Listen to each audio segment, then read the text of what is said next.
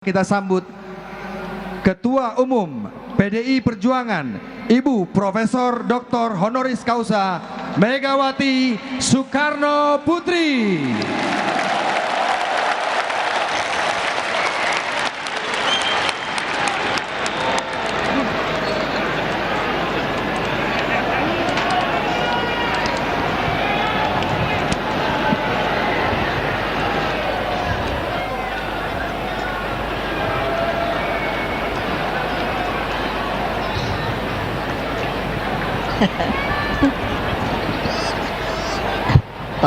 Tolong wartawan duduk dulu, itu anak-anak saya mau lihat saya.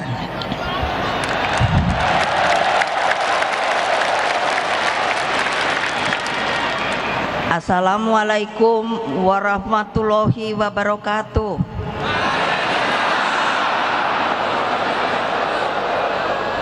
Salam sejahtera untuk kita semua. Om Swastiastu. Namo Buddhaya. Salam kebajikan, Rahayu. Salam Pancasila.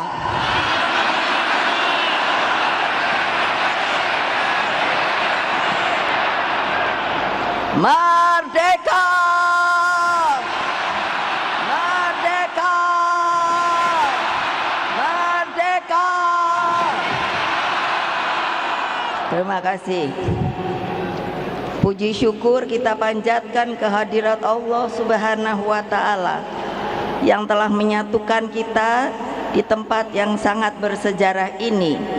Di tempat ini pada tanggal 24 Agustus tahun 62, Bung Karno dengan sukses telah membuka pesta olahraga Asian Games.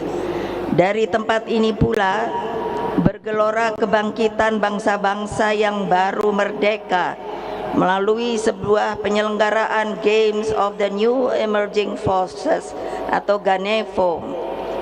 Hadirin sekalian, hari ini seperti tadi yang telah dikatakan oleh Mbak Puan adalah puncak peringatan bulan Bung Karno.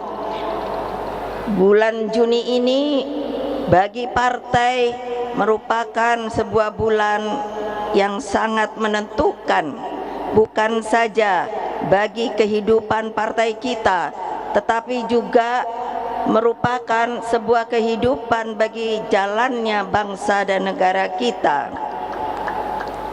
Supaya kalian selalu ingat kepada sejarah, yaitu ingatlah jas merah. Hari ini adalah kembali puncak peringatan bulan Bung Karno, sebagai yang juga telah diterangkan oleh Mbak Puan. Beliau itu benar-benar pejuang sejati yang berjuang tanpa pamrih. Bagi Bung Karno, dedication of life itu bukanlah hanya slogan, tetapi dijalankan dengan seluruh jiwa raganya. Dalam perjuangan yang begitu panjang, sampai Bung Karno diakui dunia sebagai seorang sosok pembebas dengan konsepsi ideologinya yang berangkat dari falsafah petani yang disebut namanya Pak Marhain. Seringkali orang mempelesetkan, katanya kalau Marhain itu adalah komunis. Padahal saya sebut Bapak Marhain. Dia itu sebenarnya seorang petani. Ketika Bung Karno sedang kuliah di Bandung, beliau bertemu dengan Pak Marhain. Beliau bertanya begini, "Bapak seorang petani bahasa Sunda?" "Ya." "Tanah ini punya siapa?" "Punya abdi." Bahasa Sunda saya tuh abdi. "Kalau tanaman padi ini punya siapa?" "Punya abdi." "Alat-alat cangkul dan lain sebagainya punya siapa?" "Punya abdi." "Kalau sudah dipanen, dijual, Uangnya untuk siapa? Untuk abdi. Setelah berpikir merenung yang dinamakan kontemplasi panjang, maka Bung Karno merasa bahwa perjuangan ini harus seperti apa yang dimiliki oleh Pak Marhain. Dia merasa bahagia karena semuanya sudah punya, tetapi yang tidak dipunyai oleh Pak Marhain itu adalah apa? Yaitu hanya yang namanya hidup sederhana dan sekedarnya saja. Oleh sebab itu Bung Karno di dalam pikirannya, pasti ada yang bertanya, kok ibu tahu? Lah saya kan putrinya. Jadi saya sudah pernah loh, kalau ada yang tidak percaya, itu ada makamnya. Saya lupa di mana, tapi di daerah Bandung begitu. Jadi jangan dikatakan kalau saya bilang Marhain itu lalu komunis. Jadi akhirnya di dalam mengekstraksi cara berpikirnya, maka Bung Karno melahirkan Pancasila pada tanggal 1 Juni 1945. Pada waktu yang lalu pun Pancasila itu sepertinya diredupkan, diplesetkan. Padahal itu adalah, makanya harus semua yang namanya anggota partai PDI Perjuangan itu belajar namanya lahirnya Pancasila pada tanggal 1 Juni 1945. Kenapa? Karena semua pada waktu itu seluruh pemimpin bangsa itu bertemu di sebuah rapat yang namanya BPUPK. Orang banyak yang berpidato pada waktu itu, tetapi ketika pemimpin rapat menanyakan, sebenarnya yang diinginkan oleh kita sebagai falsafah dasar negara yang akan kita merdekakan nanti itu apa? Bung Karno menunjuk, bolehkah saya berbicara? Beliau berbicara panjang lebar. Akhirnya dengan ditepuk tangani oleh seluruh anggota yang hadir pada waktu itu. Dan untuk tepuk tangan berdiri itu saudara-saudara, kalau bahasa Inggrisnya adalah standing ovation, itu orang tidak bisa dipaksakan. Jadi bertepuk tangan nanti sambil berdiri itu sebuah tanda kehormatan yang luar biasa. Sama ketika beliau juga membacakan pidatonya, yaitu di PBB yang disebut to build the world anew, membangun dunia baru. Itu pun mendapatkan yang namanya tepuk tangan standing ovation. Tidak bisa kalau disuruh-suruh. Semuanya itu menandakan apa? Cara berpikir Bung Karno itu ternyata mendunia, saudara-saudara.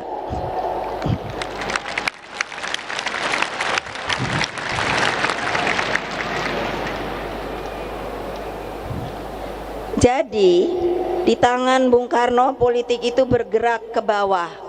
Ke bawah. Ingat, ke bawah. Ke siapa? Ke siapa? Siapa? Kurang keras. Siapa? Ke yang saya sebut sekarang akar rumput. Rakyat itu akar rumput. Kenapa? Karena ini ada rumputnya ditutupi, tapi nanti kalau dibuka dia cepat bertumbuh kembali. Jadi rakyat itu, akar rumput itu tidak pernah bisa dipunahkan, saudara-saudara. Ingat itu. Nah, makanya ketika tanggal 17 Agustus 45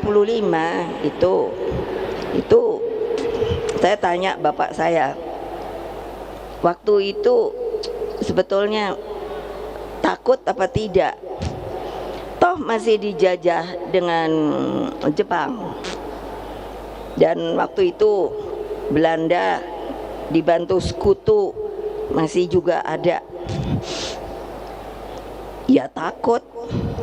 Nah terus kok bapak berani? Karena saya yakin, hakul yakin, bahwa setelah bunyi proklamasi ini saya dengungkan, maka yang namanya Indonesia akan menjadi sebuah negara merdeka, berdaulat, dan bebas aktif, saudara-saudara. Jangan lupa loh. Nanti yang rugi kalian sendiri kalau ada yang mau merubah-rubah ini. Saudara-saudara sekalian, di tangan Bung Karno politik ini bergerak seperti tadi yang saya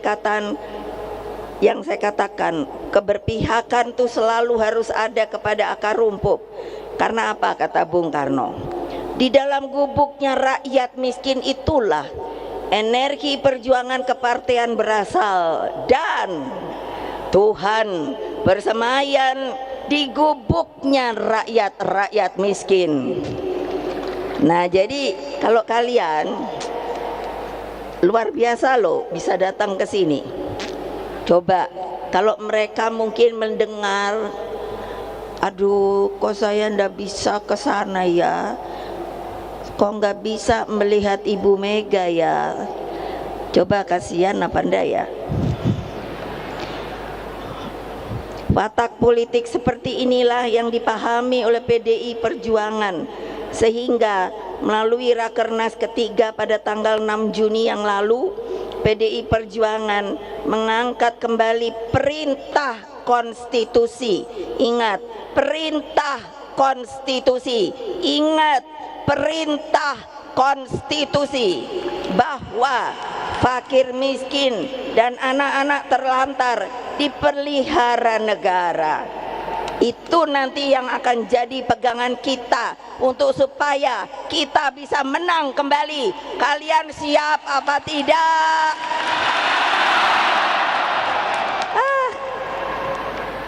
Baru juga kepanasan, suaranya kok sudah melempem ya. Ayo Satgas, suaranya tuh keras gitu loh. Siap menang. Masih kurang panjang. Nah itu nanti kemana-mana harus diomongkan dengan akar rumput sama rakyat. Rakyat tuh sebenarnya gampang disentuh loh. Artinya apa? Iya, datangi, sampurasun, assalamualaikum. Terus nanti apa kesulitannya? Anak-anak dirangkul, datangkan harapan pada mereka. Jadi gampang sebetulnya. Tetapi kalau ndak mau turun, ya ndak akan pernah tahu. Betul apa tidak?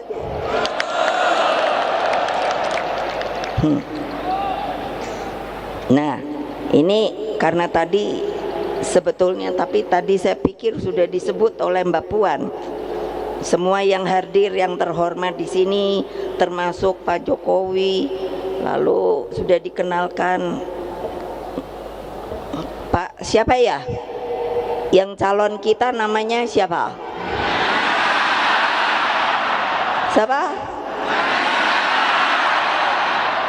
Pranowo Ganjar. Ya, namanya Pranowo Ganjar. Kok tumben ya? Nggak salah. Biasanya suka kebalik-balik. Nah tapi saya akan juga memanggil. Nanti kalau ibu panggil, mulainya anak ranting, lalu berdiri, lalu bilangnya siap, menang, gitu. Mau apa enggak? Yang di luar juga kalau itu boleh juga ikut teriak. Nah, anak ranting partai,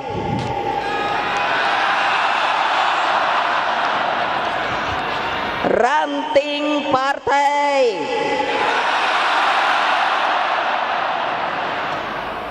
PAC partai, DPC partai, DPD partai, DPP partai,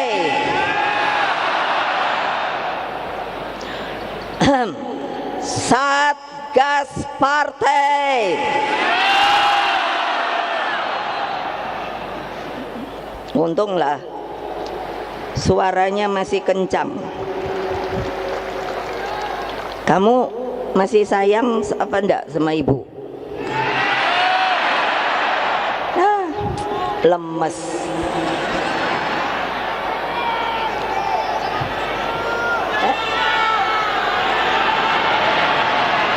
Lo nanya kok malah teriak-teriak. Kamu masih sayang apa tidak sama ibu? Kamu mau dengar dan jalankan instruksi saya apa tidak? Dijalankan apa tidak?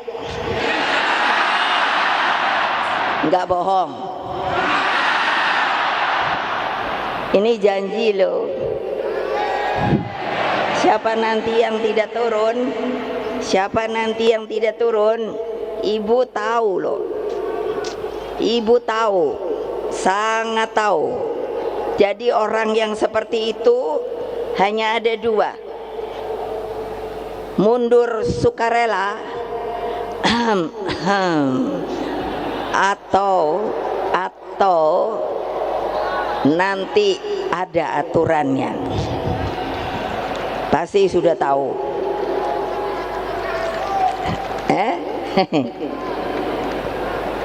Nah, untuk itulah dengan demikian kita membagi berkah kepada mereka sebagai bentuk gotong royong bangsa.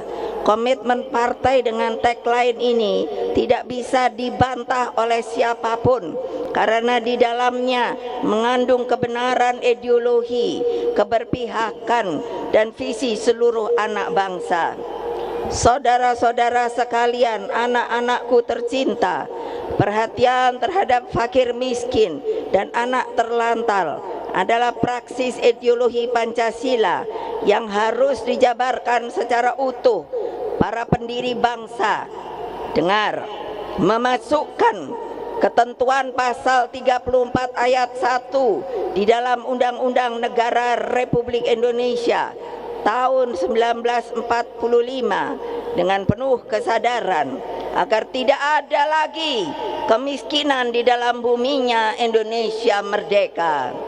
Pertanyaan kita semua, apakah ini mungkin? Ayo jawab, apakah ini mungkin?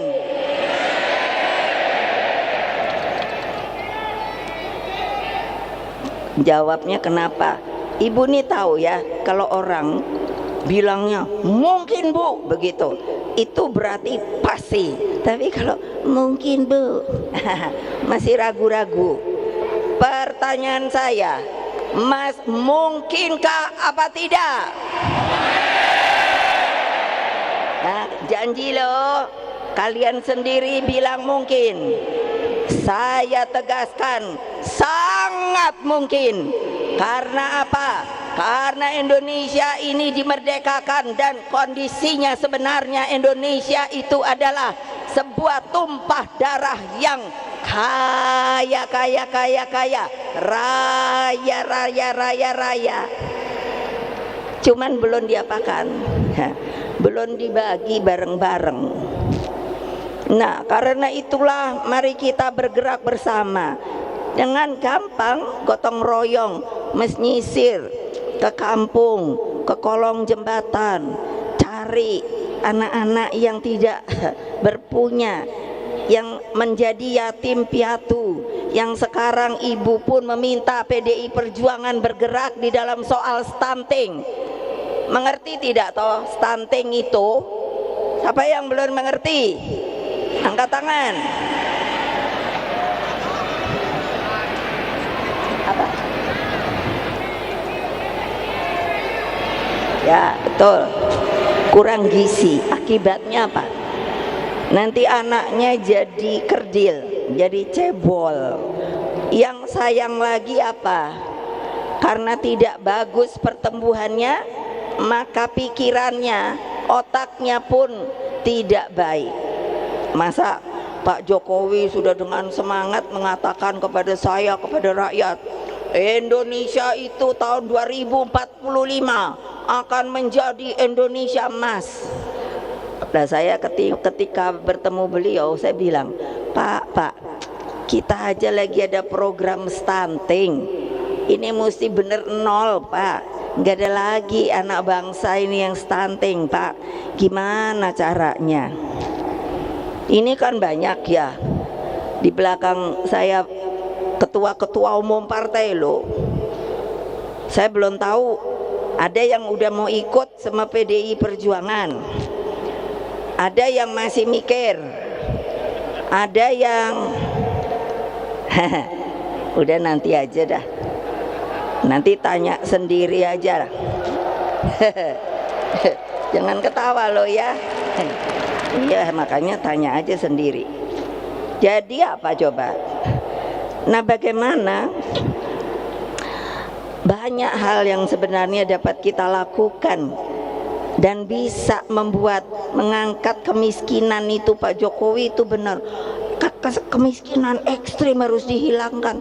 Ya saya juga nanya, Pak, gimana kalau rakyat kita tidak bergerak semua, pemimpinnya juga semua? Kemiskinan itu harus bisa ditingkatkan. Tidak ada lagi korupsi di Indonesia ini. Ya boleh dong saya ngomong. Betul apa tidak?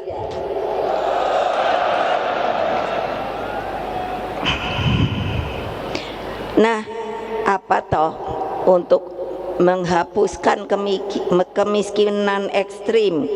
Itu bukan hanya sekedar ukuran pendapatan per hari, namun rasa bahagia, terlindungi, menyangkut keadilan, pekerjaan yang layak, akses terhadap pendidikan, sarana kesehatan, kebijakan sosial negara, dan semua itu kalau bisa terjadi, pasti apa yang dikatakan tadi oleh Bung Karno, di gubuk-gubuk orang miskin itulah yang sebenarnya ada Allah Subhanahu wa Ta'ala.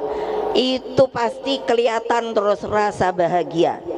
Karena itulah jejaring kerjasama itu sangat-sangat diperlukan. Presiden Jokowi, Wakil Presiden Ma'ruf, dan hadirin sekalian, sungguh menjadi kado istimewa bagi bangsa Indonesia dalam menjelang peringatan Bulan Bung Karno ini. UNESCO telah menetapkan 3 arsip pidato Presiden pertama, Dr. Insinyur Soekarno, sebagai Memory of the World, yaitu menjadi milik dunia bersama. Memory of the World, jadi boleh digunakan oleh siapapun di dunia ini, yaitu pidato di depan Konferensi Asia Afrika Bandung pada tahun 1955, lalu pidato to build the world anew di hadapan sidang umum PBB tahun 1960, dan pidato pada KTT non-blok pertama di Beograd tahun 1961. Apa toh? Pidato Bung Karno diakui dunia ini apa? Jadi artinya kita diberi pengakuan bahwa Indonesia semakin terpanggil pada misi global yang begitu penting, yakni menwujudkan tata dunia baru yang bebas dari penjajahan dan terus berjuang untuk perdamaian dunia secara abadi. Misi tersebut telah dijalankan oleh Presiden Jokowi. Penetapan Indonesia sebagai poros maritim dunia, peringatan Konferensi Asia Afrika 60 di Bandung tahun 2015, dan keberhasilan penyelenggaraan G20 serta posisi Indonesia saat ini sebagai ketua ASEAN merupakan bukti otentik kepemimpinan Indonesia. Dalam upaya ini terbukti apa? Bahwa pemikiran geopolitik Bung Karno itu sampai hari ini tetap relevan. Saya percaya dengan spirit Dasar-Sila Bandung dan solidaritas bangsa-bangsa melalui gerakan non-blok mampu menghadirkan kepemimpinan Indonesia bagi dunia. Dasar-Sila Bandung itu jangan lupa loh, itu ditandatangani 29 negara loh. Jadi bukan kita sendiri. Kepemimpinan Indonesia bagi dunia dapat dijalankan sekiranya kita secepatnya menyelesaikan berbagai persoalan dalam negeri kita dengan semangat gotong royong. Dalam upaya ini, kesinambungan kepemimpinan nasional sangatlah penting. Atas dasar hal tersebut, maka pada tanggal 21 April 2023, saya tidak ngomong sama siapa-siapa, hanya saya jeder, bertepatan dengan hari lahir Ibu Kartini, saya telah menetapkan Saudara Ganjar Pranowo sebagai calon presiden dari PDI Perjuangan.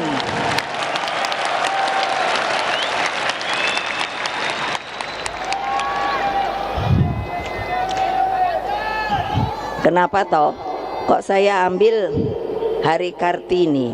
Karena saya kadang-kadang tuh kesel. Keselnya apa? Lah, kalau lihat sejarah, makanya belajar sejarah.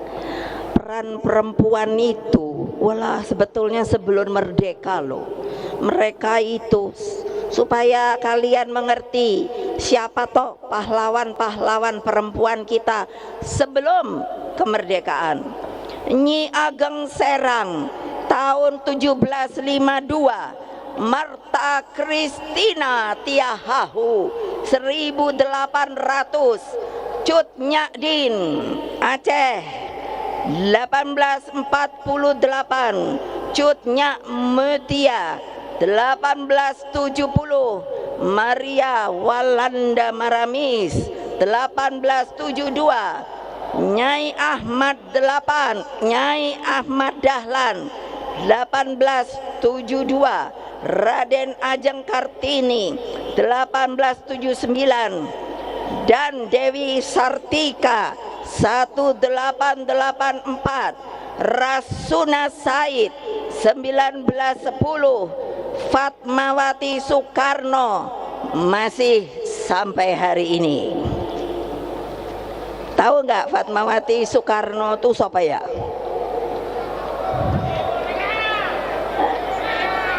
Apa?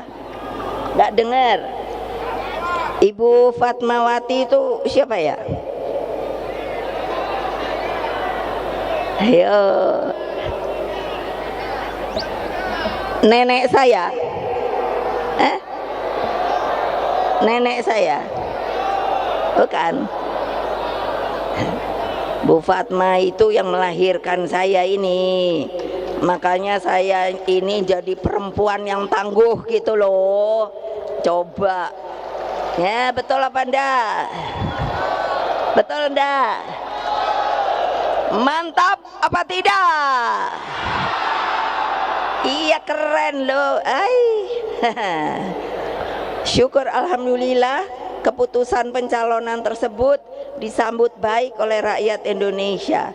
Makanya dengan spirit gotong royong yang kita kedepankan. Nah, tadi sudah saya sampaikan, padahal kita itu sebetulnya boleh bawa calon presiden, wakil presiden sendiri loh.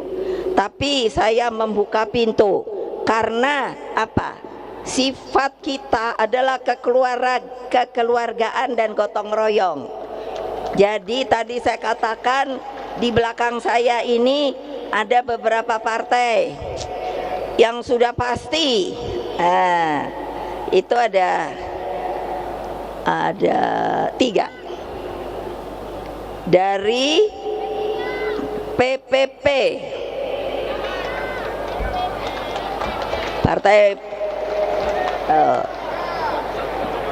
Partai Persatuan Pembangunan. Ayo Pak Mardiono berdiri. Beliau nomor 1, Bu. Saya sama-sama boleh nggak, Bu? Boleh Pak.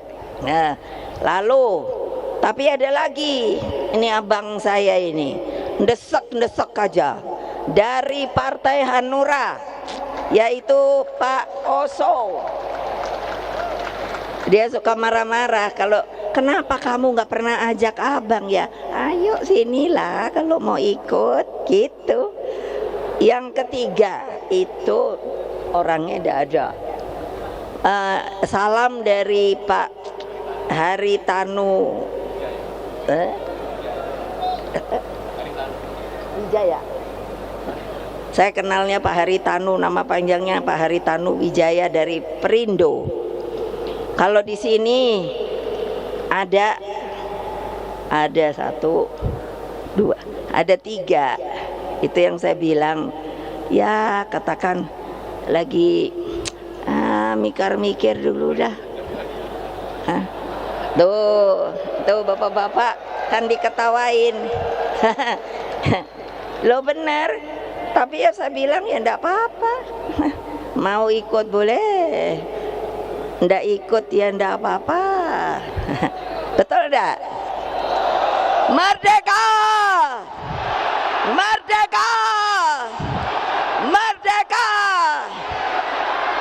Itu namanya tengguh, hatinya teguh, tindakannya teguh. Nah gini jempolan. Nah gitu loh ai. Nah kita perlunya apa? Udah jangan teriak-teriak. Kalau keluar dari sini nggak teriak-teriak lagi loh.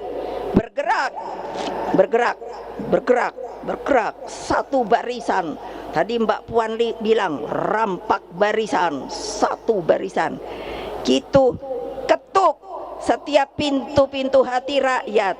Kula nuwun, sampurasun. Pasti rakyat dengar gitu itu pasti jatuh hatinya. Sebab dengan tantangan ke depan tidaklah mudah, diperlukan. Nah ini juga kasih tahu, kalau mau milih pemimpin jangan hanya lihat tampangnya. Aduh ibu suka pusing.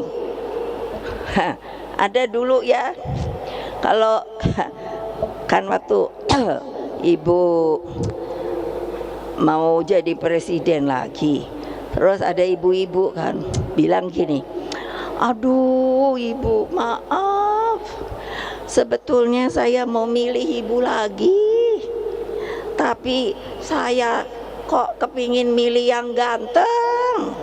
Aduh pusing kepala saya. Ya tapi ya sudah, maunya sendiri. Jadi ibu ini biar udah cantik kayak gini, nggak diakui, salah besar. Loh ibu udah jelek apa cantik?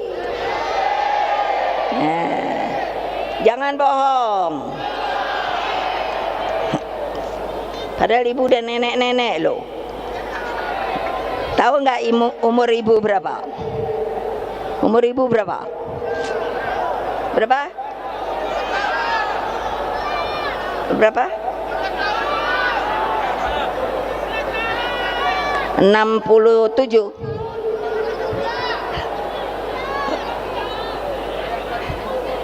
Ibu nih udah nenek. hanya karena semangat jadi masih bisa teriak-teriak. Nah sudah, kalau kamu masih sayang ikuti saya.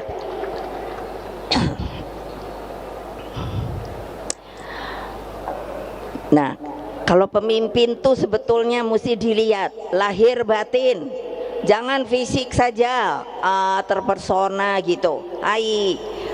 Diperlukan pemimpin yang berpengalaman baik di lembaga legislatif maupun eksekutif, kepemimpinan yang visioner, yang arif, bijaksana, dan memiliki rekam jejak prestasi yang baik, serta mengakar. Ini yang paling penting, mengakar kepada akar rumput. Saya ingatkan, 5 menit coblosnya, 5 tahun ngerasain seneng atau susahnya. Hati-hati loh, karena itulah gunakan hak pilihmu dengan sebaik-baiknya. Pak Ganjar Pranowo akan terus berjuang bersama Presiden Jokowi di dalam mendaya gunakan bonus demografi bagi percepatan kemajuan bangsa. Pak Jokowi bilang sama saya, Ibu, ini keberuntungan Indonesia.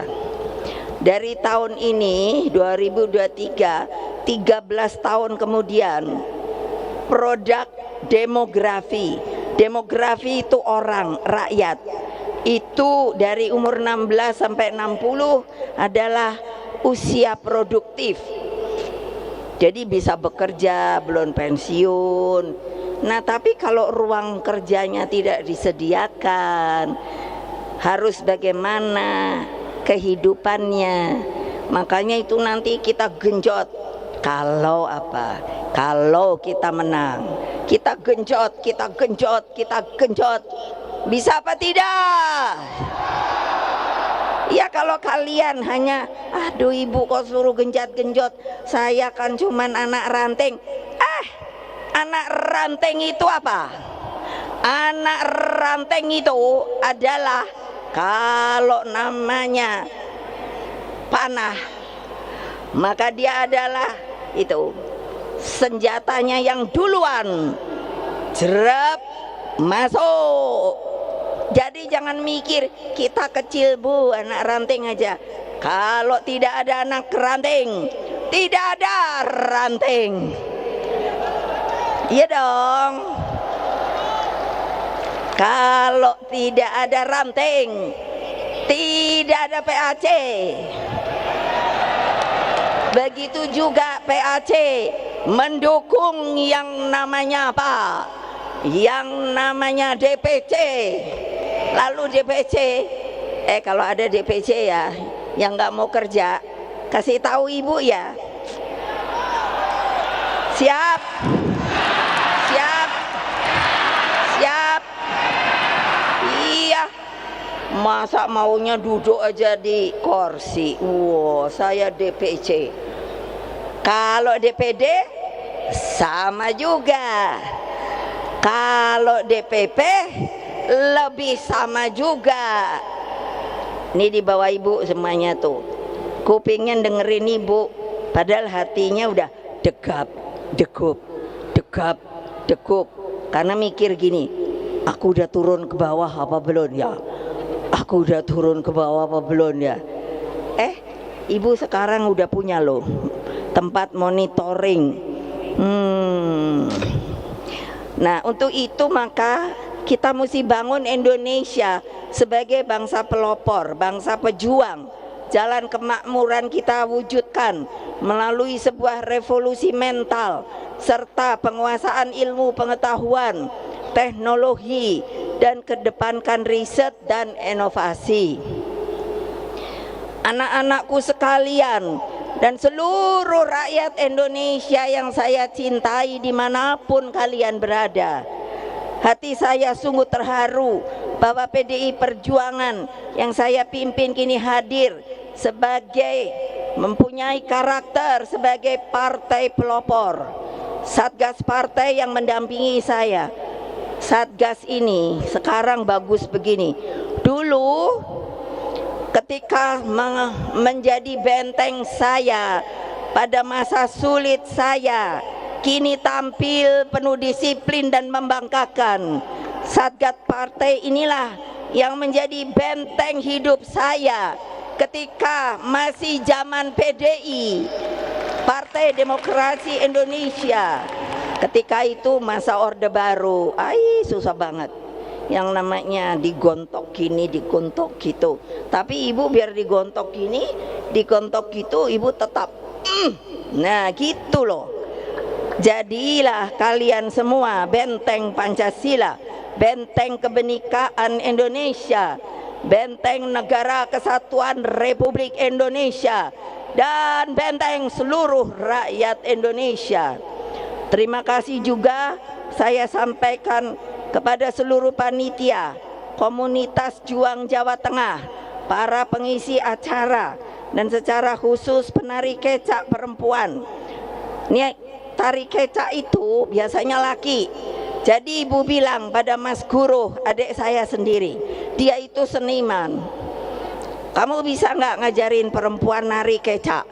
Cak cak cak cak cak cak cak cak cak cak cak cak cak cak gitu loh, nanti lihat deh, keren. Yang sudah berminggu-minggu digembleng oleh adik saya dan Badan Kebudayaan Nasional atau BKN PDI Perjuangan. Nanti pada puncak acara, dan itu jadikan sebagai sebuah kebanggaan kebudayaan kita, sebagai sebab tanpa berdiri kokoh pada identitas kebudayaan bangsa, kita akan menjadi bangsa terasing di tanah air kita sendiri, saudara-saudara. Secara khusus, nah ini kali ini pasti kalian kan mikirnya gini, kenapa bendera kita itu banteng, lalu disebut banteng moncong putih? Jadi saya ingin mengenalkan ketika itu, ketika kami PDI tidak boleh mengikuti pemilu, saya heran juga loh. Waktu itu kita nggak boleh. Terus saya pikir gimana ya, saya udah punya partai.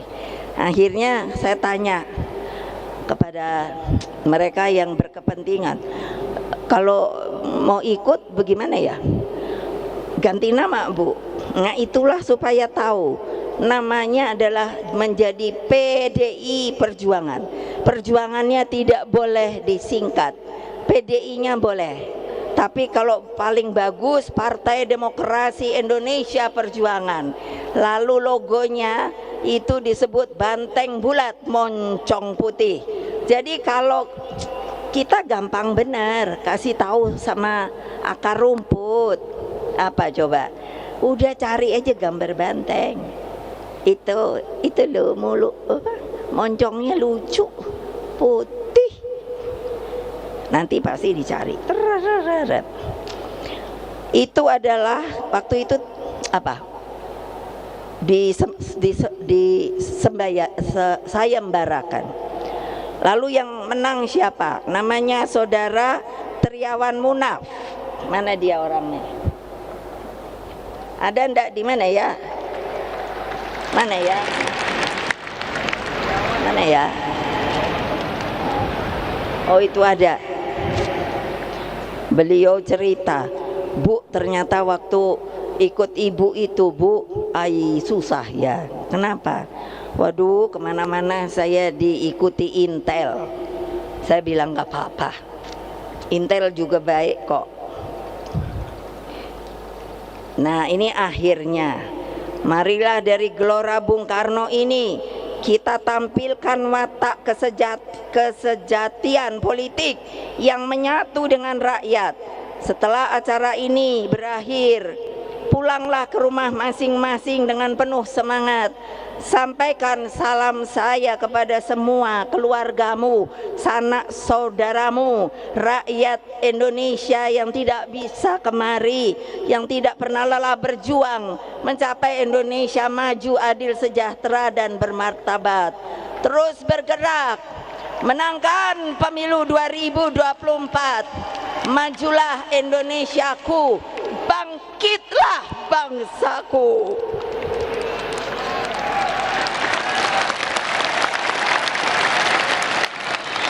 Bersatu kita teguh, bercerai kita runtuh.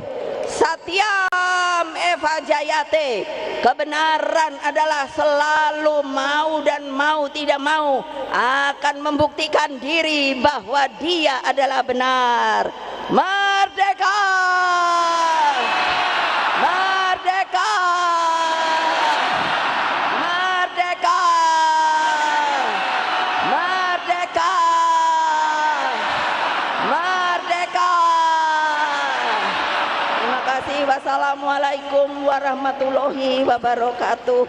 Om Santi, Santi, Santi Om.